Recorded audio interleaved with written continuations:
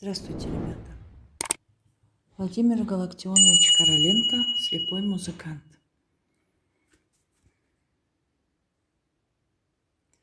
Прочитайте краткое содержание повести «Слепой музыкант» и ответьте на вопросы. Тонкие вопросы. Как звали слепого музыканта? Слепого музыканта звали Петрусь. Кто помогал Анне Михайловне воспитывать слепого сына? Помогал Анне Михайловне его брат Максим Яценко. На каком инструменте играла мама мальчика? Мама мальчика играла на фортепиано. Кто такой Иоахим? Иоахим – это конюх. С кем познакомился Петрусь на прогулке? На прогулке Петрусь познакомился с Эвелиной. Толстые вопросы. Объясните, что означает выражение «воспитать нового бойца за дело жизни». То есть вырастет человека, который будет заниматься одним делом всю жизнь. Мальчик пошел на бокс, и затем это стало частью его жизни, без которой он не может жить. Почему именно дядя Максим обратил внимание на мальчика? Дядя Максим знал, что таких людей не надо жалеть, они должны преодолевать трудности, нельзя оберегать их от жизни. Нужно помочь им найти свое место в жизни, побеждая болезнь. Потому что дядя Максим был ранен и сам испытывал на себе свой недуг, на себе то, что испытывает Петрусь. Объясните, почему мальчик очень трепетно относился к каждому услышанному звуку. Когда было ему страшно, он переживал за каждый звук. А если он потерялся, тогда за счет каждого звука он мог найти дорогу или ручей. Почему Анна Михайловна тайком слушает дудку Иоахима и учится у него? Потому что она завидовала ему, так как ее сын любил ходить к нему очень часто. Как вы считаете, почему дядя Максим просит конюха петь мальчику народные песни? Дядя Максим хотел, чтобы Петрусь впитал в себя все качества своего народа при помощи музыки. Задание 431. Послушайте в записи отрывок из повести, в котором рассказывается о встрече Петруся с Эвелиной, и ответьте на вопросы. Как встретились мальчик и девочка? Они встретились на прогулке. Хотел ли Петрусь общаться с незнакомкой? Почему? Подтвердите это словами из текста. У него не было друзей раньше, и он не хотел общаться. Как вы думаете, почему Петрусь не хотел заводить знакомство с этой девочкой?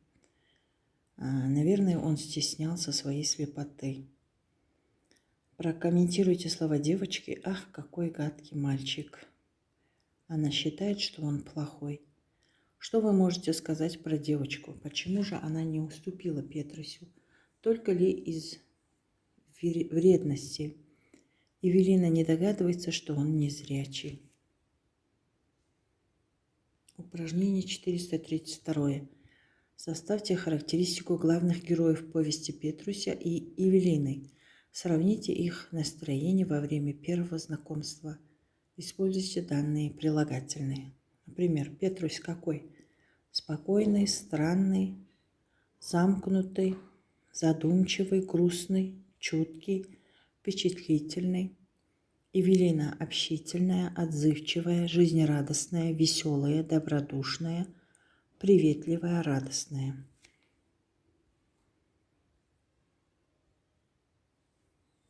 Подберите из текста слова и словосочетания, которые описывают характер одного из героев произведения. Задание 434. В повести «Слепой музыкант» рассказывается о нелегкой судьбе мальчика Петруся.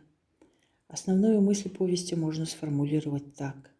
Несмотря на физический недуг, Любой человек может иметь полноценную жизнь, если сумеет понять самого себя и научится сопереживать другим людям. Ключевые слова данной повести.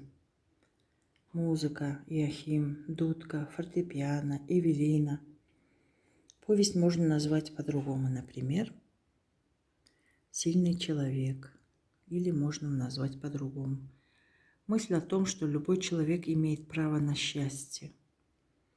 В этой повести писатель утверждает мысль о том, что любой человек имеет право на счастье, его судьба в его руках. Многое зависит от силы воли человека, от самого человека. Укажите верные или неверные ответы. Огромную роль в формировании характера Петруся сыграл Максим Яценко. Верный.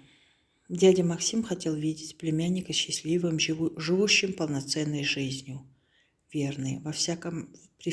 При всяком взгляде на слепого мальчика сердце матери сжималось от боли. Верный. Петрусь не любил слушать игру конюха Иоахима на дудке. Неверный. У Петруся не было друзей. Верный. Составьте синклейн к слову музыкант. Музыкант, какой известный, талантливый, что делает, играет, исполняет, сочиняет. Музыкант восхищает своим искусством. Артист. До свидания, ребята, до следующих встреч.